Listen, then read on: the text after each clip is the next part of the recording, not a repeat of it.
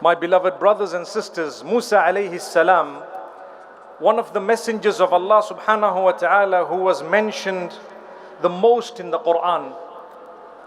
In this particular surah, Allah Almighty speaks about how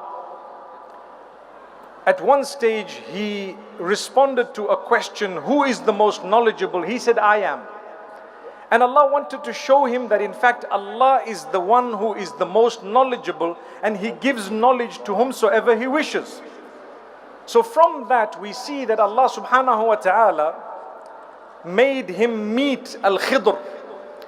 And as he was going with one of his servants on the path of the coast, he lost his fish, which was prepared as a luncheon. And upon the instruction of Allah subhanahu wa ta'ala, when you lose that fish, as you go in, you will find a man. When you see him, you need to talk to him, and perhaps you may learn a thing or two from him. Lo and behold, they met this man, Al-Khidr. When they spoke to him and asked if they could join him, he said, no. You won't understand what I do and you will keep questioning. So Musa alayhi salam made a promise that I'm not going to question you.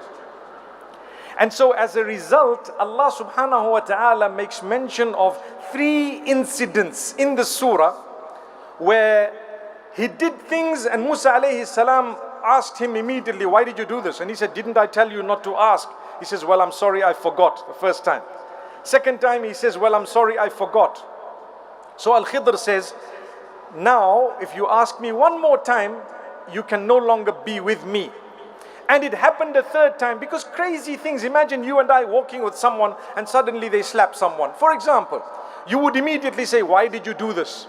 So Allah subhanahu wa ta'ala is saying that after the third time, Al-Khidr explains to Musa alayhi salam the example of all 3 things. Look, the first one, I made a hole in the boat because there was someone taking the boats that were perfect, and I wanted there to be a small damage in the boat, so perhaps no one would take their boat, they could repair it, and so on.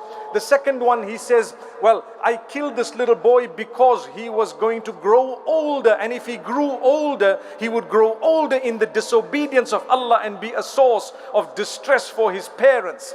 So I got rid of him by the instruction of Allah subhanahu wa ta'ala. And the third one, he says, there was a wall that we straightened because under the wall there was a treasure belonging to 2 orphans, and we didn't want the wall to fall before they grew older. When they grow older, they will get the treasure under that particular wall. From this we learn the knowledge of Allah. Allah knows that which happened in the past. Allah knows that which is happening now. Allah knows that which will happen in the future. But there is a 4th element that Allah knows. He knows that which will not happen. If it was going to happen, how it would have happened.